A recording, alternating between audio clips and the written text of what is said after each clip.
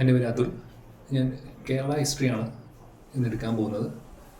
KSൻ്റെ സിലബസിൽ കേരള ഹിസ്റ്ററിയെക്കുറിച്ച് പറഞ്ഞിരിക്കുന്നത് Kerala history from 18th century എന്നാണ്.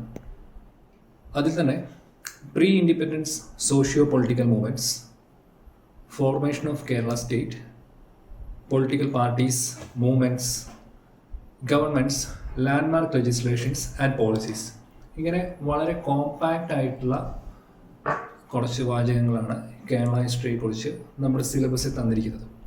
അപ്പോൾ ഇതിൽ നിന്നും നമ്മൾ കേരള ഹിസ്റ്ററിയിലേക്ക് അടുക്കുമ്പോൾ പ്രധാനമായിട്ടും 18th സെഞ്ച്വറി എന്ന് പറയുമ്പോൾ 1700-കളാണ്. 1700-കൾ തൊട്ടാണ് നമ്മുടെ സിലബസിൽ ഹിസ്റ്ററി ആരംഭിക്കുന്നത്. കേരളത്തിൻ്റെ ഒരു ആധുനിക കാലഘട്ടവും ഏകദേശം ആ ഒരു കാലത്തോടെയാണ് ആരംഭിക്കുന്നതെന്ന് പറയാം. അപ്പോൾ പിന്നീട് നമ്മൾ പ്രധാനമായിട്ടും 18th സെഞ്ച്വറിക്ക് കാലഘട്ടത്തിലുണ്ടായിട്ടുള്ള മേജർ പൊളിറ്റിക്കൽ ചേഞ്ചസ് അത് പറയുന്നു. അതിനുശേഷം ഇവിടെ ബ്രിട്ടീഷ് ഇൻഫ്ലുവൻസ് വരുന്നുണ്ട്. പിന്നെ നമുക്കറിയാം കേരളം പ്രധാനമായിട്ടും മലബാർ, കൊച്ചി, ട്രാവൻകൂർ എന്നിങ്ങനെ 3 പൊളിറ്റിക്കൽ എൻറ്റിറ്റികളായിട്ടാണ് വേർതിരിച്ച് കിടന്നത്. ഇതിൽ മലബാർ ബ്രിട്ടീഷുകാരുടെ അണ്ടറിലായിരുന്നെന്നും കൊച്ചിയും ട്രാവൻകൂറും പ്രിൻസ്ലി സ്റ്റേറ്റുകളായിരുന്നുവെന്നും നമുക്കറിയാം. അപ്പോൾ നോക്കുമ്പോൾ ഇവിടെ ബ്രിട്ടീഷ് ഇൻഫ്ലുവൻസ് ഉണ്ടായിരുന്നു. അപ്പോൾ ഈ കാലഘട്ടത്തിൽ ഈ പ്രദേശങ്ങളിൽ ബ്രിട്ടീഷുകാർക്കെതിരായിട്ട് നടന്ന മൂവ്മെൻറ്റ്സ്, പൊളിറ്റിക്കൽ മൂവ്മെൻറ്റ്സ്, അത് നമുക്ക് നോക്കാറുണ്ട്. ദെൻ നമുക്ക് ഇവിടെ നടന്ന social reform movements, especially social renaissance എന്ന് വേണമെങ്കിൽ പറയാം, സാമൂഹിക പരിഷ്കരണ മുന്നേറ്റങ്ങൾ, അതിൽ പ്രധാനപ്പെട്ട സംഭവങ്ങൾ, പ്രധാനപ്പെട്ട വ്യക്തികൾ, ഇത്രയാണ് അവിടെ നമുക്ക് നോക്കാനുള്ളത്. പിന്നെ ഈ ഒരു പ്രസ്ഥാനങ്ങളുടെ ഭാഗമായിട്ട്, സാമൂഹികവും രാഷ്ട്രീയപരമായിട്ടുള്ള പ്രസ്ഥാനങ്ങളുടെ ഭാഗമായിട്ട് നമ്മളൊരു ഐക്യ കേരളത്തിലേക്ക്, ഒരു യുണൈറ്റഡ് കേരളത്തിലേക്ക് പോകുന്നു. അത് ഇന്ത്യൻ യൂണിയനിലെ ഒരു സംസ്ഥാനമായി മാറുന്നു. പിന്നീട് പോസ്റ്റ് ഫോർമേഷൻ ഓഫ് കേരളയാണ്. അതായത് ഈ സിലബസിൽ പറഞ്ഞിരിക്കുന്ന political parties, movements, governments, landmark legislations and policies എന്നിവ കേരള രൂപീകരണത്തിന് ശേഷമുള്ള പ്രധാനപ്പെട്ട വസ്തുതകളെയാണ് ചൂണ്ടിക്കാണിക്കുന്നത്. അപ്പോൾ ഇങ്ങനെയാണ് സിലബസിൻ്റെ മൊത്തത്തിലുള്ളൊരു ഓവർവ്യൂ. ഇനി നമുക്ക് കേരള ഹിസ്റ്ററിയുടെ ആദ്യത്തെ ഭാഗത്തിലേക്ക് കടക്കാം. 18ാം നൂറ്റാണ്ടിലെ കേരളത്തെക്കുറിച്ച് പറയുന്നതിന് മുൻപ്, അതിന് മുൻപ് എന്തായിരുന്നു എന്ന് നമുക്കറിഞ്ഞാലേ നമുക്കൊരു ഗ്രൗണ്ട് കിട്ടും. അപ്പം ഏകദേശം കേരള ചരിത്രത്തിൻ്റെ പ്രധാനപ്പെട്ട ഒരു കാലഘട്ടം ചേര രാജാക്കന്മാരുടെ ഭരണമായിരുന്നു. അത് ആൻഷ്യൻ ചേരയുണ്ട്, മോഡേൺ ചേരയുണ്ട്. മോഡേൺ ചേര ഡൈനാസ്റ്റി വരുന്നത് ഏകദേശം 9ാം നൂറ്റാണ്ടോടുകൂടിയാണ്. കുലശേഖര രാജാക്കന്മാർ, അവരുടെ ഒരു കാലഘട്ടം 13ാം നൂറ്റാണ്ടോടുകൂടെ ചോളന്മാരുമായിട്ട് പാണ്ഡ്യന്മാരുമായിട്ടുള്ള യുദ്ധത്തോടുകൂടെ അവരുടെ ഒരു കാലഘട്ടം അവസാനിക്കുന്നു. അതിനുശേഷമാണ് കേരളത്തിൽ നാടുവാഴിത്തത്തിൻ്റെ ഒരു സമയമായിട്ട് കരുതപ്പെടുന്നത്. ഈ ഒരു കാലഘട്ടത്തോടെ 13ാം നൂറ്റാണ്ടിന് ശേഷം ലോക്കൽ ചീഫ്ഷിപ്സിൻ്റെ ഫ്യൂഡലിസ് പൊളിറ്റിയിൽ കൂടുതലായിട്ട് വരുന്നതായിട്ട് നമുക്ക് കാണാം. ദെൻ മലബാർ ഏരിയയിൽ പ്രധാനമായിട്ടും കോഴിക്കോട് കേന്ദ്രീകരിച്ച് സാമൂതിരിയും, കൊച്ചി, അതായത് ഇന്നത്തെ തൃശ്ശൂർ, എറണാകുളം ജില്ലകൾ ഉൾപ്പെടുന്ന കൊച്ചി രാജ്യത്ത് അവിടെ ഒരു രാജവംശം, തൃപ്പൂണിത്തറ കേന്ദ്രമായിട്ടൊരു രാജവംശം, പിന്നീട് താഴെ വേണാട്, പിന്നീട് ട്രാവൻകൂറായി മാറിയ രാജവംശം, ഇങ്ങനെ 3 പൊളിറ്റിക്കൽ യൂണിറ്റുകളാണ് നമുക്കുണ്ടായിരുന്നത്.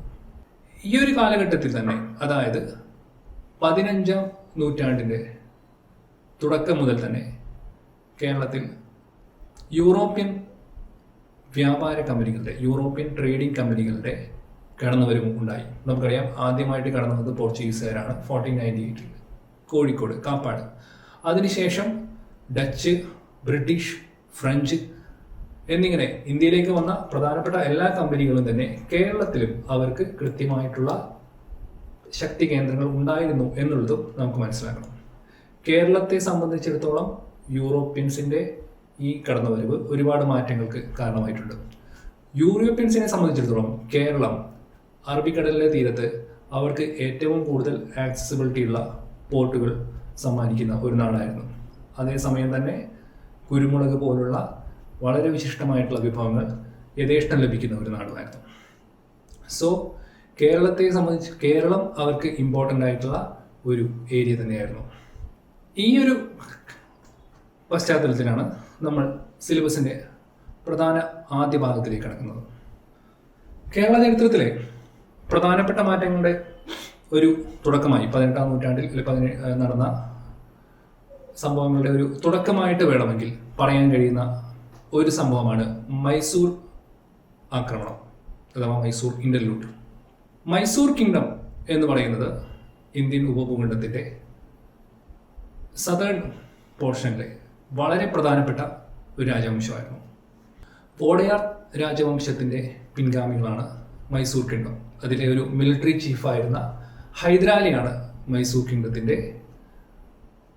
പ്രധാനപ്പെട്ട സൈന്യാധിപനായി അവരോധിക്കപ്പെട്ടത്. 1766 മുതൽ 1792 വരെയാണ് മൈസൂർ ആക്രമണം അല്ലെങ്കിൽ മൈസൂർ കിങ്ഡത്തിന്റെ സാന്നിധ്യം കേരളത്തിന്റെ തീരത്തുണ്ടായിരുന്നത്. ഇത് ഈ ഒരു മാപ്പിൽ നിങ്ങൾക്ക് കാണാൻ കഴിയും. മൈസൂരിന്റെ ഒരു ഭൂവിസ്തൃതി നമുക്ക് കാണാൻ കഴിയും.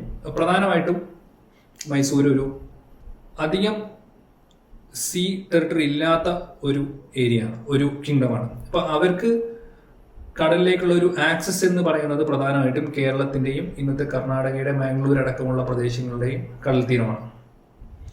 നമുക്കറിയാം മൈസൂരിന് മുകളിൽ ഹൈദരാബാദിന്റെ ടെറിട്ടറിയാണ്, ഇടതുവശത്ത് മുകളിൽ മറാത്ത ടെറിട്ടറിയാണ് അല്ലെങ്കിൽ പേഷ്വയുടെ ടെറിട്ടറിയാണ്. മൈസൂരിന്റെ താഴെ ട്രാവൻകൂറാണ്. ഇതാണ് ഒരു ജോഗ്രഫിക്കൽ ലൊക്കേഷൻ. അതേസമയം തന്നെ നമുക്ക് കാണാം മദ്രാസ്, പ്രധാനപ്പെട്ട ബ്രിട്ടീഷ് ഈസ്റ്റ് ഇന്ത്യ കമ്പനിയുടെ പ്രധാനപ്പെട്ട ഒരു ശക്തി കേന്ദ്രമായിട്ട് മദ്രാസ് അപ്പുറത്ത് നമുക്ക് കാണാം. എന്താണ് മൈസൂർ ആക്രമണത്തിന് കേരളത്തിന്റെ ചരിത്രത്തിലുള്ള പ്രാധാന്യം എന്ന് ആണ് നമ്മൾ ഇനി നോക്കാൻ പോകുന്നത്. അതിനു മുൻപ് മൈസൂർ ആക്രമണം ഉണ്ടായതിന്റെ പ്രധാനപ്പെട്ട കാരണങ്ങൾ എന്തൊക്കെയാണെന്ന് നോക്കാം. നമ്മൾ പറഞ്ഞു ആ കാലഘട്ടത്തിൽ നാടുവാഴികളായിരുന്നു കേരളത്തിന്റെ വിവിധ ഭാഗങ്ങളിലായി വ്യാപിച്ചിരുന്നത്. അതിൽ ഏറ്റവും പ്രധാനപ്പെട്ട ഒരു ഭരണാധികാരി സാമൂതിരിയായിരുന്നെങ്കിൽ അദ്ദേഹത്തിന്റെ തൊട്ടടുത്ത് കോലത്തിരി, അതുപോലെ തന്നെ കുറുമ്പ്രനാട് രാജാവ്, കോട്ടയം രാജാവ്, കടത്തനാട് രാജാവ്, ഇങ്ങനെ ഒരുപാട് ചെറിയ ചെറിയ ഭൂപ്രഭുക്കന്മാർ പ്രത്യേകിച്ചും മലബാർ മേഖലയിൽ വ്യാപിച്ചിരുന്നു. ഈ ഒരു ഭൂപ്രഭുക്കന്മാർ തമ്മിലുള്ള ഐക്യമില്ലായ്മ അത് തന്നെയാണ് ആദ്യത്തെ കാരണമായിട്ട് നമുക്ക് പറയാനുള്ളത്.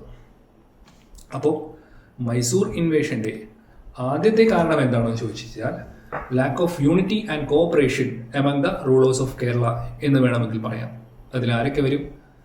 സാമൂതിരി വരും, കോലത്തിരി വരും, കടത്തനാട് രാജാവ് വരും, കോട്ടയം രാജാവ്, അതുപോലെ തന്നെ അറക്കൽ രാജാവ്. ഇങ്ങനെ ആ കാലഘട്ടത്തിൽ മലബാർ മേഖലയിൽ ഉണ്ടായിരുന്ന പ്രധാനപ്പെട്ട ഭരണാധികാരികൾക്കിടയിൽ ഐക്യമുണ്ടായിരുന്നില്ല എന്നുള്ളതാണ് വസ്തുത. മറ്റൊന്ന്, ഇതിൽ ഏറ്റവും ശക്തനായ സാമൂതിരിയുടെ എക്സ്പാൻഷനിസ്റ്റ് പോളിസീസ് ആയിരുന്നു, ആക്രമണ മനോഭാവം. സാമൂതിരിക്ക് പ്രധാനമായും കൊച്ചി രാജ്യത്തോടും അതുപോലെ തന്നെ കിഴക്കൻ മേഖലയോടും തൻ്റെ സാമ്രാജ്യം വ്യാപിപ്പിക്കണമെന്ന ആഗ്രഹമുണ്ടായിരുന്നു. അതിനുവേണ്ടി അദ്ദേഹം തൻ്റെ സൈന്യത്തെ നിരന്തരം അയക്കുകയും ചെയ്യുന്നുണ്ടായിരുന്നു. അടുത്തത് വളരെ ഡ്രമാറ്റിക് ആയിട്ടുള്ള ഒരു റീസണാണ്. അതായത് കണ്ണൂർ മേഖലയിലെ 2 രാജാക്കന്മാർ തമ്മിലുള്ള ഐക്യമില്ലായ്മ. അതിൽ പ്രധാനികളാണ് ആലിരാജ.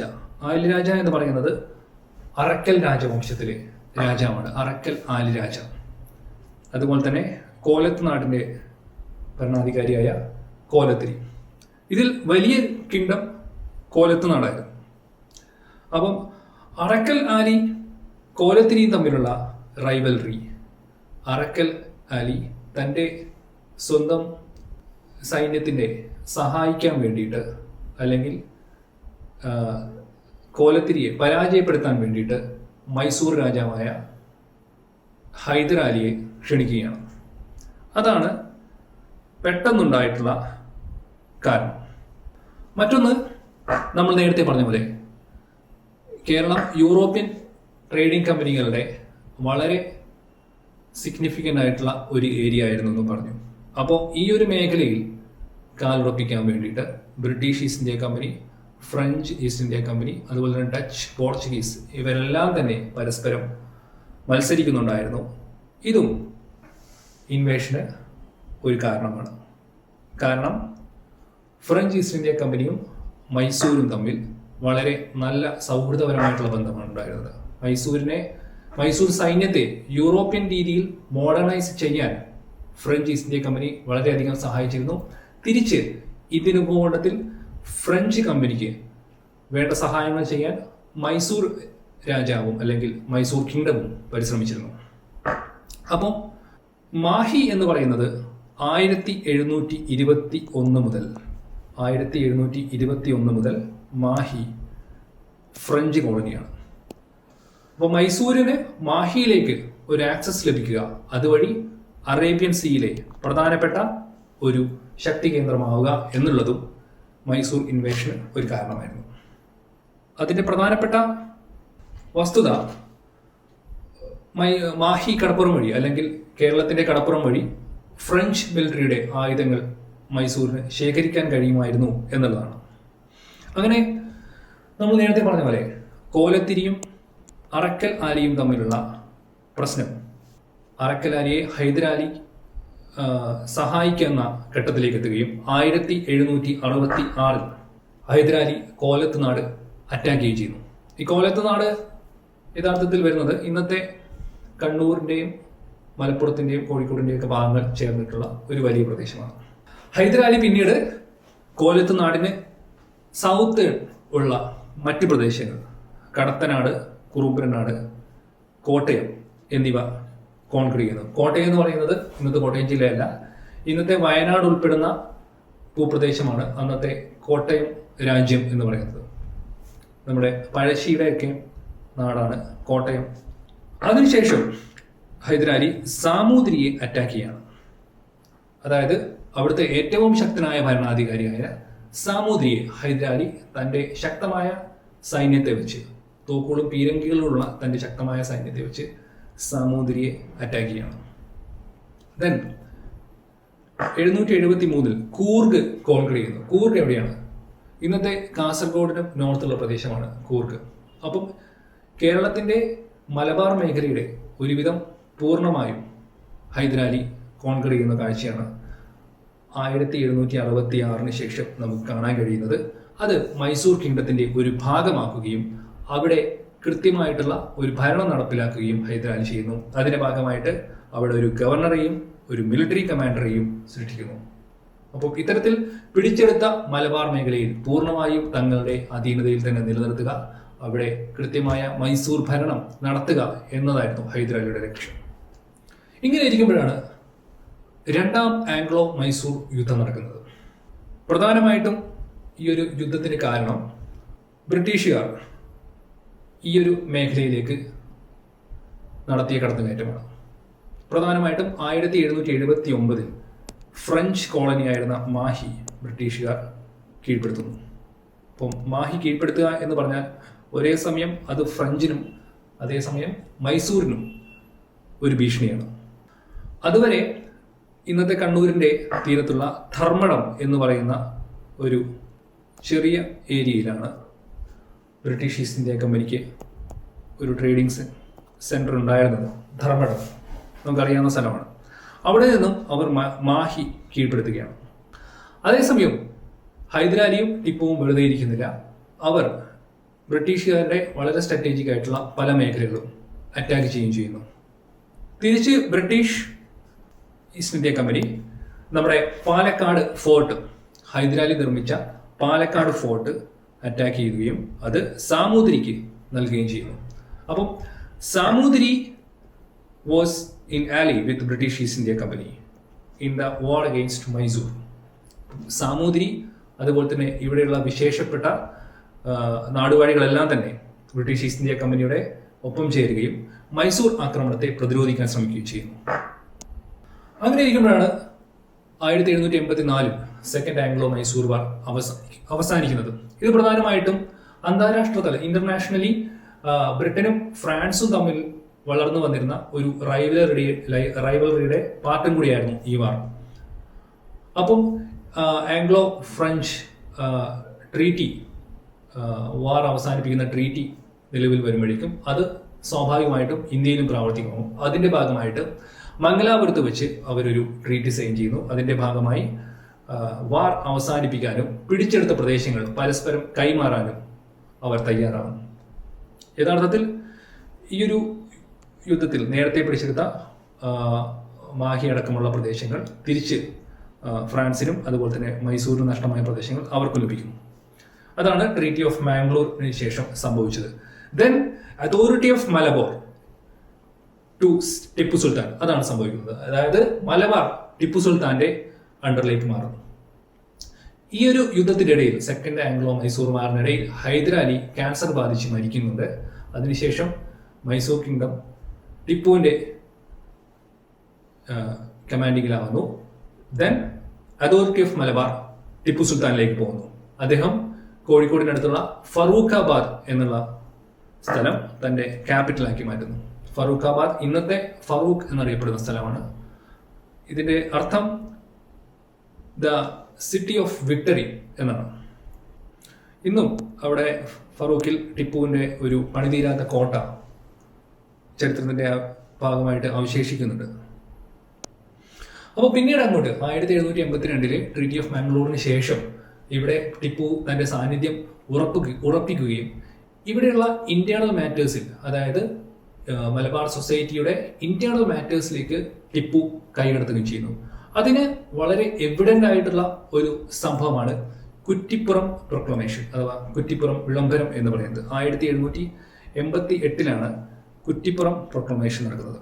എന്താണ് കുറ്റിപ്പുറം പ്രൊക്ലമേഷൻ? ഞാൻ നേരത്തെ പറഞ്ഞു, കേരളത്തിന്റെ അല്ലെങ്കിൽ പ്രത്യേകിച്ചും മലബാറിന്റെ സാമൂഹ്യ ഘടനയിൽ നടത്തിയ ഒരു ഇടപെടലാണ് കുറ്റിപ്പുറം പ്രൊക്ലമേഷൻ. അതായത് ഈ പ്രൊക്ലമേഷനിൽ ഇവിടെയുള്ള സോഷ്യൽ സ്ട്രക്ചറിനെ ടിപ്പു നിശിതമായി വിമർശിക്കുന്നു. എന്തായിരുന്നു ഇവിടെയുള്ള സോഷ്യൽ സ്ട്രക്ചർ? പ്രധാനമായും മരുമക്കത്തായത്തിലൂടെയാണ് ഇവിടെയുള്ള സ്വത്തും ലാൻഡും കൈമാറിക്കൊണ്ടിരുന്നത്. അതേസമയം ഇവിടുത്തെ സ്ത്രീകൾ, നായർ സ്ത്രീകൾ നമ്പൂതിരിമാരെ സംബന്ധം ചെയ്യുന്ന സംബന്ധ വിവാഹം, ഇതിനെയെല്ലാം ടിപ്പു എതിർത്തു. അതുപോലെ നാടുവാഴികളുടെ കീഴിലുള്ള ഭൂവിതരണം, ഇതും ടിപ്പു എതിർത്തു. സോ കേരളത്തിന്റെ സാമൂഹ്യ ഘടനയിലെ വലിയൊരു മാറ്റത്തിന് ആണ് ടിപ്പു അവിടെ വിളംബരം ചെയ്തത്. അതായത് പോളിഗമി, ഫ്യൂഡലിസം, മാട്രിലിനിയൽ സിസ്റ്റം എന്നിവയെല്ലാം പരിഷ്കരിക്കണമെന്ന് ടിപ്പു അവിടെ കൽപ്പന ചെയ്തു. ഇതിൽ പ്രകോപിതരായ നാട്ടുകാർ, വിശേഷിച്ചും ആ കാലഘട്ടത്തിലെ അവിടുത്തെ അപ്പർ കാസ്റ്റ് എലൈറ്റ് ക്ലാസ്, അവർ ഇതിനെതിരെ പ്രതിഷേധിക്കുകയും ടിപ്പുവിനെതിരെ കോഴിക്കോട് റിവോൾട്ട് നടത്തുകയും ചെയ്തു. എന്നാൽ ഇതിനെ ശക്തമായിട്ട് തന്റെ പടയാളികളെ, സൈന്യത്തെ ഉപയോഗിച്ചുകൊണ്ട് ടിപ്പു അടിച്ചമർത്തുകയും ടിപ്പുവിന്റെ ആക്രമണത്തെ ഭയന്ന് അവർ കോഴിക്കോട് അല്ലെങ്കിൽ മലബാറിൽ നിന്നും മൈഗ്രേറ്റ് ചെയ്യുകയാണ് ചെയ്തത്. അവർ മൈഗ്രേറ്റ് ചെയ്തത് തിരുവിതാംകൂറിലേക്കും കൊച്ചിയിലേക്കുമാണ്, പ്രത്യേകിച്ചും ട്രാവൻകൂറിലേക്ക്. അപ്പം ഇവിടെയുള്ള ഒരുപാട് എലൈറ്റ് ഫാമിലീസ് അല്ലെങ്കിൽ അപ്പർ കാസ്റ്റ് ആയിട്ടുള്ള ഫാമിലീസ്, റോയൽ ഫാമിലീസ് മലബാറിൽ നിന്നും മൈഗ്രേറ്റ് ചെയ്ത് ട്രാവൻകൂറിലേക്ക് പോകാനും ഇവിടെയുള്ള സോഷ്യൽ സ്ട്രക്ചറിൽ ഒരു ചേഞ്ച് വരുത്താനും കുറ്റിപ്പുറം പ്രൊക്ലമേഷൻ കാരണമായി. അടുത്ത് നടന്ന പ്രധാനപ്പെട്ട സംഭവം നെടുംകോട്ടൈ വാറാണ്. നെടുംകോട്ടൈ വാർ അല്ലെങ്കിൽ മൈസൂർ ട്രാവൻകൂർ വാർ എന്നും ഇതിനെ പറയാം. കാരണം ടിപ്പു സുൽത്താൻ മലബാർ പിടിച്ചടക്കി ഭരണം ആരംഭിച്ചതോടെ കൊച്ചി ടിപ്പു സുൽത്താന്റെ ഒരു ട്രിബ്യൂട്ടറി സ്റ്റേറ്റായി, അതായത് കൃത്യമായി കപ്പം കൊടുക്കുന്ന ഒരു സാമന്ത രാജ്യമായി കൊച്ചി മാറി. പിന്നീട് അതിനപ്പുറത്തുള്ള, അതിനും തെക്ക് ഭാഗത്തുള്ള തിരുവിതാംകൂറിനെ അറ്റാക്ക് ചെയ്യാനായിരുന്നു മൈസൂരിന്റെ ശ്രമം. അങ്ങനെ ടിപ്പു തിരുവിതാംകൂറിനെ അറ്റാക്ക് ചെയ്യും എന്നുള്ള ഒരു ഘട്ടത്തിൽ അന്നത്തെ തിരുവിതാംകൂർ രാജാവായ ധർമ്മരാജ എന്ന് വിളിക്കുന്ന മഹാരാജാവ് ഒരു കോട്ട കേരളത്തിന് നെടുകെ കിട്ടുന്നു.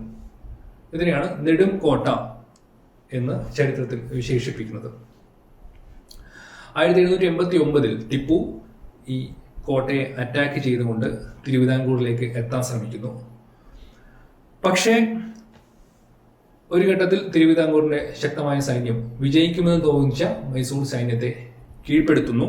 അതേസമയം മൺസൂണും ടിപ്പുവിന്റെ സൈന്യത്തിന് എതിരായിട്ട് ഭവിക്കുന്നു. അതുകൊണ്ട് നെടുങ്കോട്ടെ വാറിൽ ടിപ്പുവിന് വിജയിക്കാൻ സാധിച്ചില്ല. അതേസമയം തന്നെ നിങ്ങൾ ഓർക്കണം, Travancore was in ally with British East India company.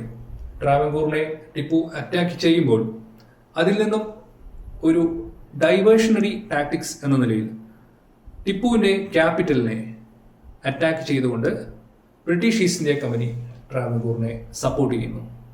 അങ്ങനെ നെടുങ്കോട്ടെ വാറിൽ നിന്നും കോൺസെൻട്രേഷൻ മാറ്റി തിരിച്ച് തന്റെ ക്യാപിറ്റലിലേക്ക് ടിപ്പു പോകുന്നു. 1789 ടിപ്പുവിന്റെ കോഴിക്കോട് വീണ്ടും അറ്റാക്ക് ചെയ്യപ്പെടുന്നു ബ്രിട്ടീഷ് ഈസ്റ്റ് ഇന്ത്യ കമ്പനി തന്നെ.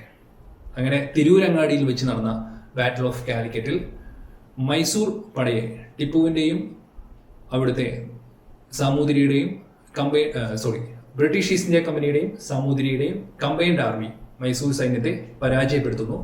അതുപോലെ തന്നെ കോഴിക്കോട് പിടിച്ചടക്കുന്നു ബ്രിട്ടീഷ് ഈസ്റ്റ് ഇന്ത്യ കമ്പനി, കണ്ണൂരും പിടിച്ചടക്കുന്നു. അങ്ങനെയാണ് 1792 ഇത് എല്ലാം സംഭവിക്കുന്നത് തേർഡ് ആംഗ്ലോ മൈസൂർ വാറിന്റെ ഭാഗമായിട്ടാണ്. അങ്ങനെ 1792 തേർഡ് ആംഗ്ലോ മൈസൂർ വാർ അവസാനിക്കുകയും ശ്രീരംഗപട്ടണത്ത് വെച്ച്, ശ്രീരംഗപട്ടണം എന്ന് പറഞ്ഞാൽ ടിപ്പുവിന്റെ ക്യാപിറ്റൽ തന്നെയാണ്. അപ്പൊ ശ്രീരംഗപട്ടണം വരെ British East India company attack ചെയ്ത് എത്തി. അവിടെ വെച്ച് ടിപ്പുവുമായിട്ട് ശ്രീരംഗപട്ടണം സന്ധി അഥവാ ട്രീറ്റി ഓഫ് ശ്രീരംഗപട്ടണം എന്ന് ഇംഗ്ലീഷിൽ പറയുന്ന സന്ധി ഒപ്പുവെക്കുന്നു. ടിപ്പുവിന്റെ ഏകദേശം 90% ഭൂപ്രദേശങ്ങളും ബ്രിട്ടീഷ് ഈസ്റ്റ് ഇന്ത്യ കമ്പനിക്ക് കൈമാറുന്നു. കുറച്ച് പ്രദേശങ്ങൾ മറാഠാസിന് പോകുന്നു, കുറച്ച് പ്രദേശങ്ങൾ ഹൈദരാബാദിന് പോകുന്നു. അങ്ങനെ ടിപ്പുവിനെ സംബന്ധിച്ചിടത്തോളം വളരെ തോൽവി സമ്മതിക്കുന്ന ഒരു ട്രീറ്റി ആയിരുന്നു ശ്രീരംഗപട്ടണം ട്രീറ്റി. അങ്ങനെ മലബാർ ആത്യന്തികമായി ബ്രിട്ടീഷ് ഈസ്റ്റ് ഇന്ത്യ കമ്പനിയുടെ കയ്യിലേക്ക് വരുന്നതും ശ്രീരംഗപട്ടണം ട്രീറ്റിയോടുകൂടിയാണ്. ഈ ഒരു ഘട്ടത്തിൽ ആംഗ്ലോ മൈസൂർ വാറുകൾ ഒന്ന് നമുക്ക് ലിസ്റ്റ് ഔട്ട് ചെയ്യാം. ഇപ്പം പ്രധാനമായിട്ടും 4 ആംഗ്ലോ മൈസൂർ വാറുകളാണ് ലിസ്റ്റ് ഔട്ട് ചെയ്യുക. നമ്മളിത് പഠിക്കാനുള്ള കാരണം ആംഗ്ലോ മൈസൂർ വാറുകൾക്ക് കേരള ഹിസ്റ്ററിയിൽ അതിൻ്റെതായിട്ടുള്ള പ്രാധാന്യമുണ്ട് എന്നതുകൊണ്ട് തന്നെയാണ്. അപ്പോൾ ഒന്നാമത്തെ ആംഗ്ലോ മൈസൂർ വാർ നടക്കുന്നത് 1797 to 1769 അത് ഹൈദരാലിയാണ് ലീഡ് ചെയ്യുന്നത്. അതിൽ ട്രീറ്റി ഓഫ് മദ്രാസ് സൈൻ ചെയ്യുമ്പോൾ ഹൈദരാലിക്ക് മേൽക്കൈയായിരുന്നു. അതായത് ഒന്നാം ആംഗ്ലോ മൈസൂർ വാറിൽ മൈസൂർ സൈന്യമാണ് വിജയത്തിലേക്ക് എത്തുന്നത്. ട്രീറ്റി ഓഫ് മദ്രാസ് എന്ന് പറയുന്ന പേരിൽ തന്നെ നിങ്ങൾ മനസ്സിലാക്കണം, ബ്രിട്ടീഷ് ഈസ്റ്റ് ഇന്ത്യ കമ്പനിയുടെ പ്രധാനപ്പെട്ട ഫോർട്ടായ മദ്രാസ് സെയിന്റ് ജോർജ് ഫോർട്ടിലേക്ക് ഹൈദരാലി എത്തുകയും അവിടെ വെച്ചാണ് ട്രീറ്റി സൈൻ ചെയ്യുന്നത്. രണ്ടാം ആംഗ്ലോ മൈസൂർ വാർ നമ്മൾ നേരത്തെ കണ്ടു, 1780-84 ഇടയിൽ വെച്ച് നടന്ന രണ്ടാം ആംഗ്ലോ മൈസൂർ വാറിന് ശേഷമാണ് ട്രീറ്റി ഓഫ് മാംഗ്ലൂർ സൈൻ ചെയ്യുന്നതും കോഴിക്കോട് ടിപ്പു സുൽത്താന്റെ അണ്ടറിലേക്ക് പോകുന്നതും. അത് നമ്മൾ കണ്ടു. മൂന്നാം ആംഗ്ലോ മൈസൂർ വാർ 1790-92 കാലഘട്ടത്തിൽ, അതായത് നെടുങ്കോട്ടെ വാറിന് ശേഷമാണ് മൂന്നാം ആംഗ്ലോ മൈസൂർ വാർ നടക്കുന്നത്. അത് നമ്മൾ പറഞ്ഞു 1792 നടന്ന ശ്രീരംഗപട്ടണം ട്രീറ്റി സൈൻ ചെയ്യുന്നു. അതിന്റെ ഭാഗമായിട്ട് ടിപ്പുവിന്റെ വലിയൊരു വിഭാഗം ഭൂപ്രദേശങ്ങളും മറ്റ് രാജാക്കന്മാർക്കും ബ്രിട്ടീഷ് ഈസ്റ്റ് ഇന്ത്യ കമ്പനിക്കും കൈമാറുന്നു. അതിന്റെ ഭാഗമായിട്ട് കോഴിക്കോട് അല്ലെങ്കിൽ Malabar area British East India കമ്പനിയുടെ കീഴിലേക്ക് പോകുന്നു. നാലാം ആംഗ്ലോ മൈസൂർ വാർ 1798 to 1799 നടക്കുന്നത്. ഈ മൈസൂർ വാറിൽ ആംഗ്ലോ മൈസൂർ വാറിൽ ടിപ്പു സുൽത്താൻ കൊല്ലപ്പെടുന്നു. ഇതാണ് 4 ആംഗ്ലോ മൈസൂർ വാറുകളുടെ കഥ. ഇനി നമ്മൾ നോക്കേണ്ടത് മൈസൂരിയൻ റൂളിന്റെ ഇമ്പാക്ട്സ് എന്തൊക്കെയായിരുന്നു. അതായത് കേരളത്തിന്റെ പൊളിറ്റി, കേരളത്തിന്റെ സൊസൈറ്റി, കേരളത്തിന്റെ എക്കോണമി, ഈ 3 കാര്യങ്ങളിലും മൈസൂർ ഇൻവേഷൻ മാറ്റങ്ങൾ കൊണ്ടുവന്നിട്ടുണ്ട്. അതെന്തൊക്കെയാണെന്ന് നമുക്ക് നോക്കാം. പ്രധാനമായിട്ടും ഇവിടെയുള്ള ലോക്കൽ ചീഫ്ഷൻസിന്റെ നാടുവാഴികളെ അറ്റാക്ക് ചെയ്യുകയും അവരുടെ കയ്യിലുള്ള ലാൻഡ് പിടിച്ചെടുക്കുകയും ചെയ്തു. ദെൻ ഈ ലാൻഡെല്ലാം കൂടെ സെൻട്രലൈസ് ചെയ്ത് മൈസൂർ കിങ്ഡത്തിന്റെ അണ്ടറിലേക്ക് പോയി. പിന്നെ ഡയറക്റ്റ് ടാക്സ് കളക്ഷൻ മെത്തേഡാണ് മൈസൂർ അവരുടെ അഗ്രികൾച്ചറൽ മേഖലകളിലെല്ലാം തന്നെ ഉപയോഗിച്ചിരുന്നത്. അതായത് ഇടനിലക്കാരില്ലാതെ കൃഷിക്കാരിൽ നിന്നും നേരിട്ട് ടാക്സ് കളക്ട് ചെയ്യുന്ന രീതി. ഇതിനെ ജമാബന്ദി സിസ്റ്റം എന്നും പറയുന്നു. പിൽക്കാലത്ത് ലാൻഡ് റവന്യൂ സെറ്റിൽമെന്റ് സിസ്റ്റം വന്നപ്പോൾ മദ്രാസ് മേഖലയിൽ ഇതേപോലെ ഡയറക്റ്റ് ടാക്സ് കളക്ട് ചെയ്യുന്ന സിസ്റ്റമാണ് വന്നത്. അതേസമയം ടിപ്പു തൻ്റെ രാജ്യത്താകെ ലാൻഡ് സർവേയും ലാൻഡ് ക്ലാസിഫിക്കേഷനും കൃത്യമായി നടത്തിയിരുന്നു.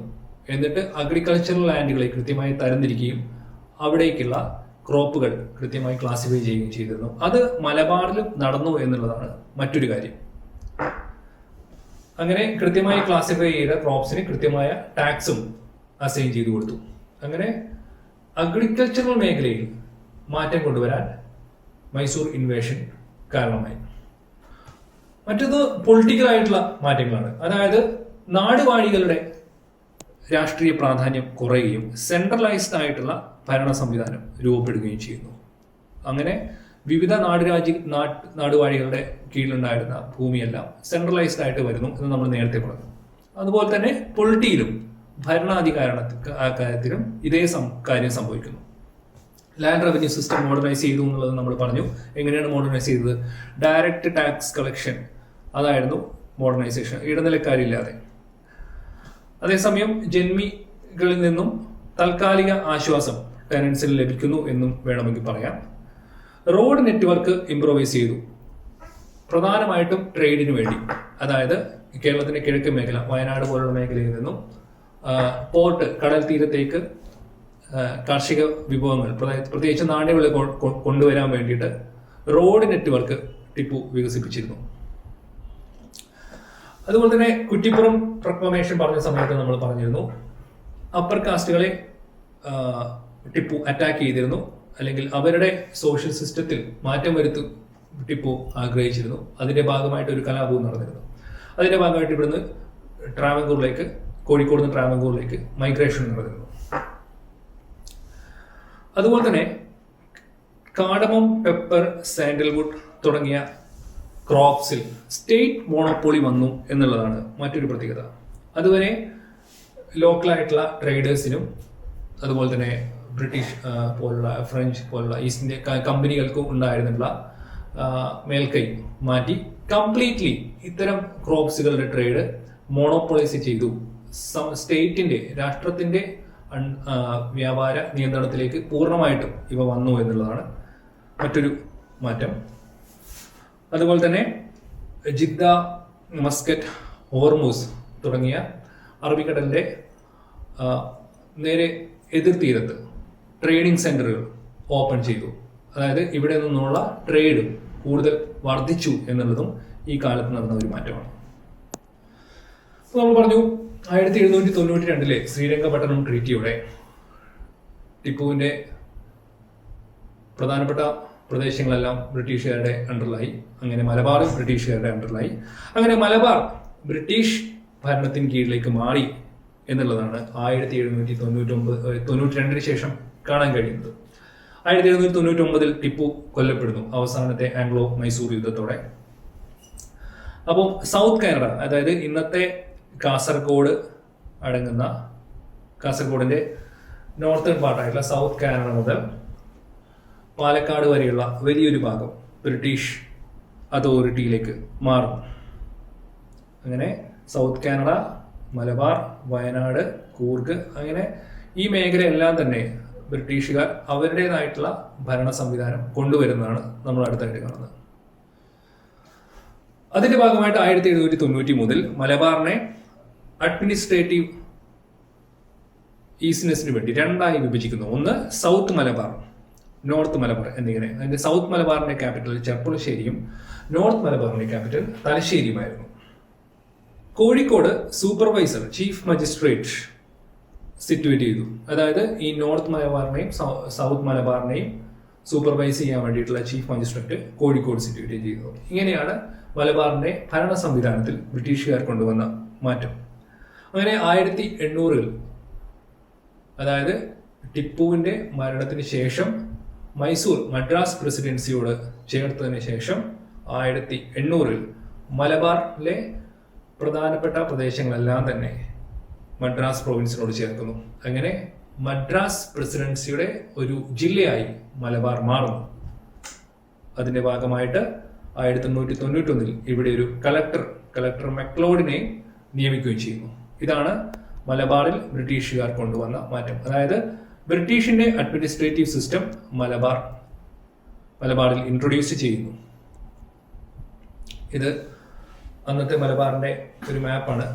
ഇത് നോക്കിയാൽ നിങ്ങൾക്ക് നമ്മൾ നേരത്തെ വിശദീകരിച്ച സ്ഥലങ്ങളെല്ലാം കാണാം. സൗത്ത് കാനഡ കാണാം, അതായത് കേരളത്തിന്റെ നോർത്ത് ഭാഗത്ത്, കാസർഗോഡിന്റെ നോർത്ത് ഭാഗത്ത്. പിന്നീട് ചിറക്കൽ, കോട്ടയം, വയനാട്, കുറുമ്പ്രനാട് പോലുള്ള സ്ഥലങ്ങൾ കാണാം. കാലിക്കറ്റ് കാണാം, ഏറനാട്, പൊന്നാനി, വള്ളുവനാട്, പാലക്കാട്. ഇതെല്ലാം തന്നെ ഈ ഒരു മാപ്പ് ഇവിടെ കൊണ്ടുവന്നതിന്റെ ഉദ്ദേശം ബ്രിട്ടീഷ് അഡ്മിനിസ്ട്രേഷൻ വിവരിക്കാൻ വേണ്ടിയിട്ടാണ്. അതായത് ചെറിയ ചെറിയ അഡ്മിനിസ്ട്രേറ്റീവ് യൂണിറ്റുകളായി മലബാറിനെ അവർ വിഭജിച്ചു. For what?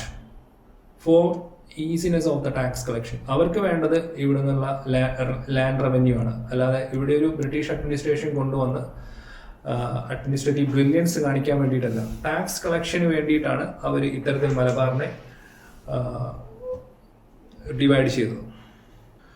ദെൻ അതിന്റെ ഭാഗമായിട്ട് റോഡ് ട്രാൻസ്പോർട്ടും കമ്മ്യൂണിക്കേഷൻ നെറ്റ്വർക്കും മലബാറിൽ വന്നു. മദ്രാസ് പ്രസിഡൻസിയുടെ ഒരു ജില്ല എന്ന നിലയിൽ ബ്രിട്ടീഷ് സാമ്രാജ്യത്തിലെ മറ്റ് പ്രദേശങ്ങളിൽ കൊണ്ടുവരുന്ന എല്ലാവിധ മോഡേൺ ഫെസിലിറ്റീസും മലബാറിൽ വന്നു എന്ന് വേണമെങ്കിൽ പറയാം. റോഡ് ട്രാൻസ്പോർട്ട് ഇംപ്രൂവ് ആയി, അതുപോലെ തന്നെ കമ്മ്യൂണിക്കേഷൻ നെറ്റ്വർക്കും. ദെൻ പഴശ്ശിരാജ മാപ്പിള റിവോൾട്ട്, ഇത് രണ്ടും ഈ കാലഘട്ടത്തിൽ മലബാറിൽ നിന്നും ബ്രിട്ടീഷുകാർക്ക് നേരിടേണ്ടി വന്ന ഏറ്റവും വലിയ ത്രെട്ടാണ്. ഇതിനെ കൗണ്ടർ ചെയ്യാൻ വേണ്ടിയിട്ട് സൈന്യത്തിന്റെ ഈസി ആയിട്ടുള്ള മൂവ്മെന്റ്സിന് വേണ്ടിയിട്ടും അവർ റോഡുകൾ നിർമ്മിച്ചിരുന്നു. പിന്നെ പ്ലാന്റേഷൻ ക്രോപ്പുകൾ മലബാറിൽ വരുന്നത് ബ്രിട്ടീഷ് ഈസ്റ്റ് ഇന്ത്യ കമ്പനിയുടെ വരവോടുകൂടിയാണ്. നിലമ്പൂർ പ്ലാന്റേഷൻ, അതുപോലെ തന്നെ cardamom plantation, Anjarakandy plantation, cinnamon plantation, ഇതെല്ലാം വയനാട്ടിൽ, അതുപോലെ തന്നെ ടീ പ്ലാന്റേഷൻ, ഇതെല്ലാം മലബാറിൽ വരുന്നത് ബ്രിട്ടീഷ് ഭരണകാലത്താണ്. വിദ്യാഭ്യാസ മേഖലയിൽ മിഷണറി പ്രവർത്തനങ്ങളുടെ ഭാഗമായിട്ട് ധാരാളം സ്കൂളുകൾ, പ്രത്യേകിച്ചും ഇംഗ്ലീഷ് മീഡിയം സ്കൂളുകൾ ബ്രിട്ടീഷുകാർ സ്ഥാപിച്ചിരുന്നു. അത്തരത്തിലുള്ള പ്രധാനപ്പെട്ട ഒരു mission Basel evangelical mission BEM സ്കൂളുകളായിരുന്നു. മറ്റൊരു ഉദാഹരണം മലബാർ ക്രിസ്ത്യൻ കോളേജ്, പിന്നെ Thalassery Brennen college, Palakkad Victoria college, ഇതെല്ലാം ബ്രിട്ടീഷുകാർ കൊണ്ടുവന്ന എഡ്യൂക്കേഷണൽ ഇൻസ്റ്റിറ്റ്യൂഷൻസ് ആണ്.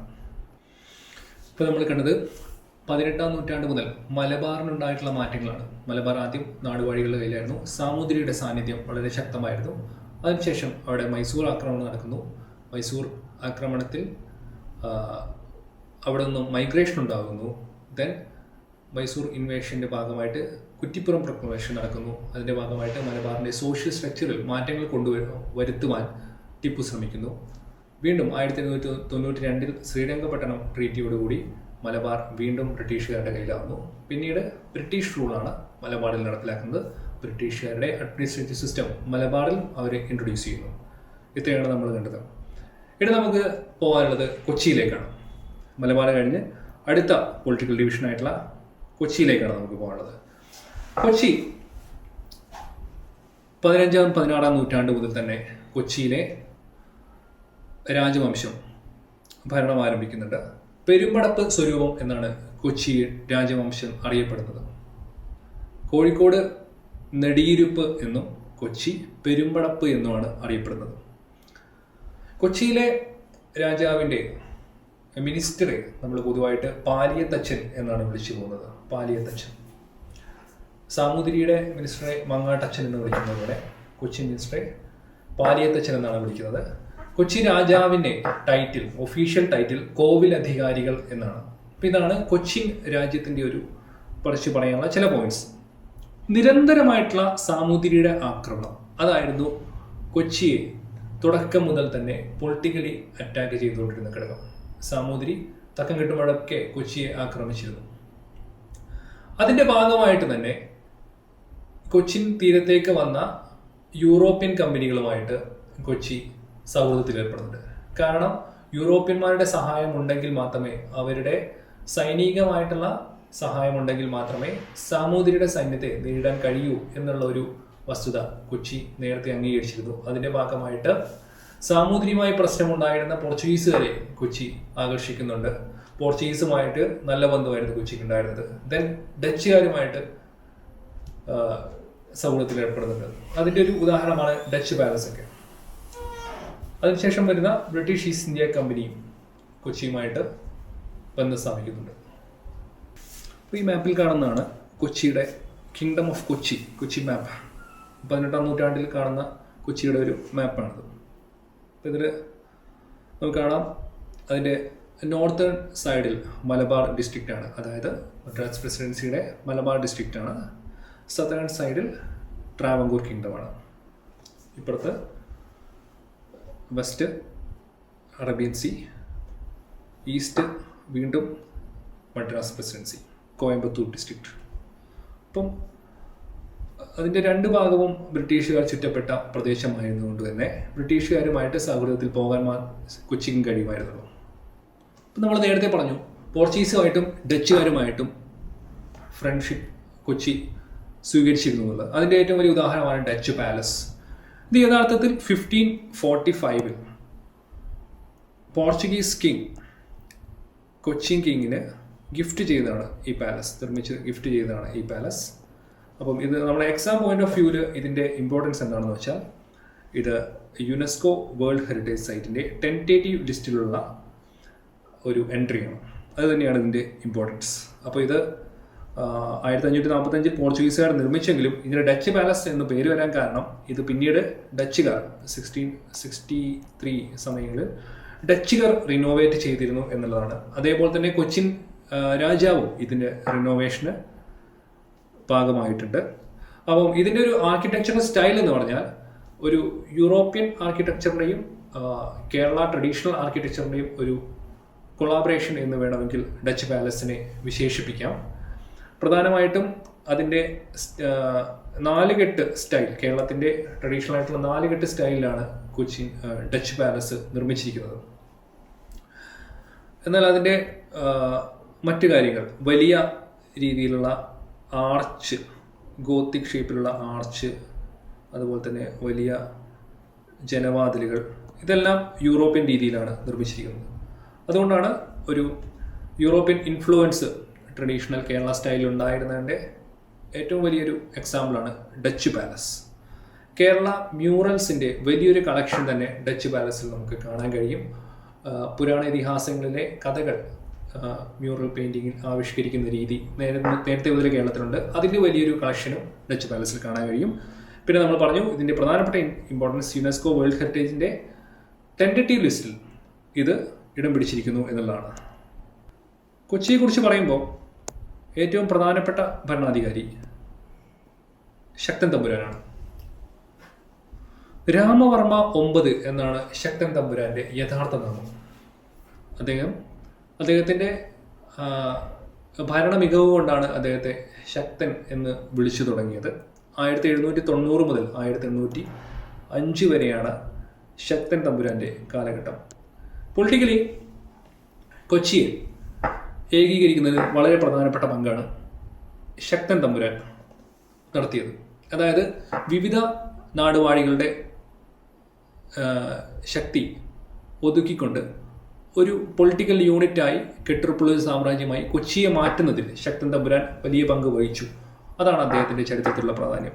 അപ്പം ഈ ഒരു കാലഘട്ടം നോക്കുക, 1790 മുതൽ 1805 വരെ ബ്രിട്ടീഷ് ഈസ്റ്റ് ഇന്ത്യ കമ്പനിയുടെ സ്വാധീനം മലബാറിൽ തുടങ്ങുന്ന കാലഘട്ടമാണ്. അതുകൊണ്ട് തന്നെ ബ്രിട്ടീഷ് ഈസ്റ്റ് ഇന്ത്യ കമ്പനിയുമായിട്ട് ശക്തൻ തമ്പുരാന് വളരെ നല്ലൊരു ബന്ധമാണ് ഉണ്ടായിരുന്നത്.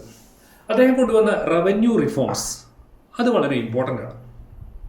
അതായത് നമ്മൾ നേരത്തെ പറഞ്ഞു നാടുവാഴികളിൽ നിന്നും ഭൂമി പിടിച്ചെടുക്കാൻ, നാടുവാഴികളുടെ ശക്തി കുറച്ച് അവരിൽ നിന്നും ഭൂമി പിടിച്ചെടുത്ത് കൺസോളിഡേറ്റ് ചെയ്യാൻ ശക്തൻ തമ്പുരാൻ രാമവർമ്മ 9 ശ്രമിച്ചു എന്ന് പറഞ്ഞു. അതായത് നേരത്തെ കൊച്ചി രാജ്യം വിവിധ തഹസിലുകളായും സെമി തഹസിലുകളായും വിഭജിച്ചിരുന്നു.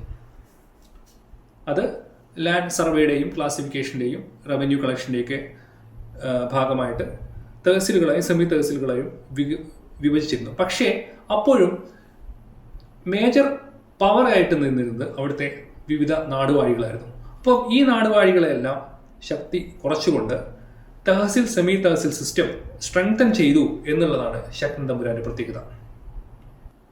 മറ്റൊന്ന് തൃശ്ശൂർ പൂരമാണ്. നമുക്കറിയാം, പൂരങ്ങളുടെ പൂരം അല്ലെങ്കിൽ കേരളത്തിന്റെ കൾച്ചറൽ ഫെസ്റ്റിവലിൽ ഏറ്റവും സിഗ്നിഫിക്കൻ്റ് ആയിട്ട് നമ്മൾ സെലിബ്രേറ്റ് ചെയ്യുന്ന ഒരു കാര്യമാണ് തൃശ്ശൂർ പൂരം എന്നുള്ളത്. അപ്പം ഇതും ശക്തൻ തമ്പുരാനുമായിട്ടുള്ള ബന്ധം എന്താണെന്ന് ചോദിച്ചാൽ സിംപ്ലി തൃശ്ശൂർ പൂരം ആരംഭിച്ചത് ശക്തൻ തമ്പുരാനാണെന്ന് നമുക്ക് പറയാം. നേരത്തെ ഈ മേഖലയിൽ ഉണ്ടായിരുന്നുള്ള ഏറ്റവും വലിയ പൂരം ആറാട്ടുപുഴ പൂരമായിരുന്നു.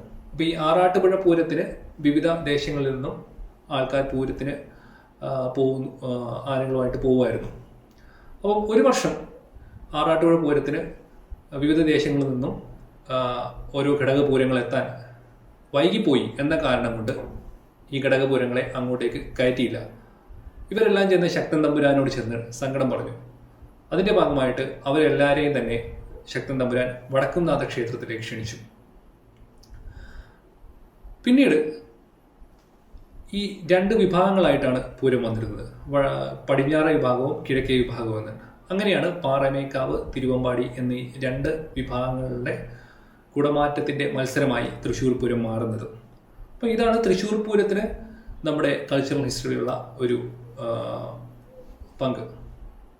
അപ്പോൾ ഇത് നമുക്ക് കൾച്ചറൽ ഹിസ്റ്ററി ഓഫ് കേരളയിൽ തൃശ്ശൂർ പൂരം ഇമ്പോർട്ടൻ്റ് ആണ്. ഇവിടെ ശക്തൻ തമ്പുരാനാണ് ഇത് തുടങ്ങിയത് എന്നുള്ള ഫാക്റ്റ് കൊണ്ട് ഇവിടെ അത് മെൻഷൻ ചെയ്തു എന്നുള്ളതായിരുന്നു. മറ്റൊന്ന് ടെമ്പിൾ അഡ്മിനിസ്ട്രേഷനിലുള്ള മാറ്റമാണ്. അതായത് ഈ ടെമ്പിളുകളിലെല്ലാം തന്നെ, കൊച്ചി രാജ്യത്തെ പ്രധാനപ്പെട്ട ടെമ്പിളുകളിലെല്ലാം തന്നെ അവിടെയുള്ള ലോക്കൽ ബ്രാഹ്മിൻസിന്റെ ഇൻഫ്ലുവൻസ് വളരെ കൂടുതലായിരുന്നു. ബ്രാഹ്മിൻസിന്റെ ഒരു കമ്മിറ്റി ഫോം ചെയ്ത് അവരാണ് ഈ ടെമ്പിൾ അഡ്മിനിസ്ട്രേഷനും അതിൻ്റെ കളക്ഷനും എല്ലാം നോക്കിയിരുന്നത്. ഈ ഒരു കമ്മിറ്റിയെ യോഗതിരിപ്പാട് എന്നാണ് വിളിച്ചിരുന്നത്. യോഗതിരിപ്പാട് എന്ന് പറഞ്ഞാൽ ടെമ്പിൾ അഡ്മിനിസ്ട്രേഷന് വേണ്ടി കൊച്ചി രാജ്യത്തുണ്ടായിട്ടുള്ള ബ്രാഹ്മിൻസിന്റെ കമ്മിറ്റിയാണ്.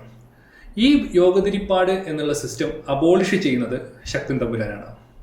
അങ്ങനെ കൊച്ചി രാജ്യത്തുള്ള യോഗതിരിപ്പാട് സിസ്റ്റം അബോളിഷ് ചെയ്യുകയും ടെമ്പിൾ അഡ്മിനിസ്ട്രേഷൻ പൂർണ്ണമായും സെൻട്രൽ കൺട്രോളിലേക്ക് കൊണ്ടുവരികയും ചെയ്തു. അങ്ങനെ വടക്കുംനാഥ ടെമ്പിൾ, പെരുവനം മഹാദേവ ടെമ്പിൾ എന്നിങ്ങനെ പ്രധാനപ്പെട്ട രണ്ട് ടെമ്പിളിന്റെ അഡ്മിനിസ്ട്രേഷൻ സെൻട്രലൈസ്ഡ് ആയിട്ട് കൊച്ചി രാജ്യത്തിന്റെ കയ്യിലേക്ക് വന്നു എന്നുള്ളതാണ് ശക്തൻ തമ്പുരാൻ ചെയ്ത മറ്റൊരു കാര്യം. ഇതിങ്ങനെ പറയാൻ കാരണം ശക്തൻ തമ്പുരാനും തിരുവിതാംകൂറിലെ മാർത്താണ്ഡവർമ്മയും തമ്മിൽ അഡ്മിനിസ്ട്രേഷന്റെ കാര്യത്തിൽ ചെറിയ സാമ്യതകൾ നമുക്ക് കാണാൻ കഴിയും. അപ്പം അത് തിരുവിതാംകൂറിലെ മാർത്താണ്ഡവർമ്മയ്ക്ക് സമാനമായിട്ട് പൊളിറ്റിക്കൽ അഡ്മിനിസ്ട്രേഷനിലും ലാൻഡ് റവന്യൂ സിസ്റ്റത്തിലും അതുപോലെ തന്നെ ടെമ്പിൾ അഡ്മിനിസ്ട്രേഷൻ, കൾച്ചറൽ ഇൻഫ്ലുവൻസ്, ഇതിലെല്ലാം തന്നെ ശക്തൻ തമ്പുരാനും ഇടപെടുന്നുണ്ട്. അത് നമുക്ക് എവിഡൻ്റ് ആയിട്ട് ഇവിടെ കാണാൻ കഴിയും. മറ്റൊരു പ്രത്യേകത, കൊച്ചി രാജ്യത്തെ മറ്റൊരു പ്രത്യേകത മഹാരാജാസ് കോളേജാണ്. നമ്മൾ എക്സാം പോയിന്റ് ഓഫ് വ്യൂവിൽ നോക്കുമ്പോൾ അതിൻ്റെ പ്രത്യേകത ഇന്ത്യയിലെ തന്നെ പഴക്കം ചെന്ന കോളേജുകളിൽ ഒന്നായിട്ടാണ് മഹാരാജാസ് കോളേജിനെ അറിയപ്പെടുന്നത്. 1845 ദിവാൻ ശങ്കരവാര്യരാണ് ഒരു സ്കൂളായിട്ട് ഇത് ആരംഭിക്കുന്നത്, ഇംഗ്ലീഷ് സ്കൂളായിട്ട് ആരംഭിക്കുന്നത്. പ്രധാനമായിട്ടും രാജ്യത്തുള്ള കുട്ടികൾക്ക് ഇംഗ്ലീഷ് വിദ്യാഭ്യാസം ലഭിക്കണം, ഒരു ഇന്റർപ്രറ്ററുടെ സഹായമില്ലാതെ അവർ ഇംഗ്ലീഷിൽ സംസാരിക്കണം എന്നുള്ളതിന് വേണ്ടിയിട്ടാണ് ഈ സ്കൂൾ തുടങ്ങിയത്. പിന്നീട് 1875 മഹാരാജാസ് കോളേജായിട്ട് അത് മാറുകയാണ് ചെയ്യുന്നത്. അപ്പോൾ ഇത്രയാണ് കൊച്ചിയുടെ മോഡേൺ ഹിസ്റ്ററിയിൽ കൊച്ചിയുടെ പ്രധാനപ്പെട്ട ചില പോയിന്റ്സുകൾ. ഇനി നമുക്ക് നോക്കാനുള്ളത് ട്രാവൻകൂറിൻ്റെ 18th സെഞ്ച്വറി മുതലുള്ള ഹിസ്റ്ററിയാണ്. Thank you. തൽക്കാലം വൈൻഡപ്പ് ചെയ്യാം.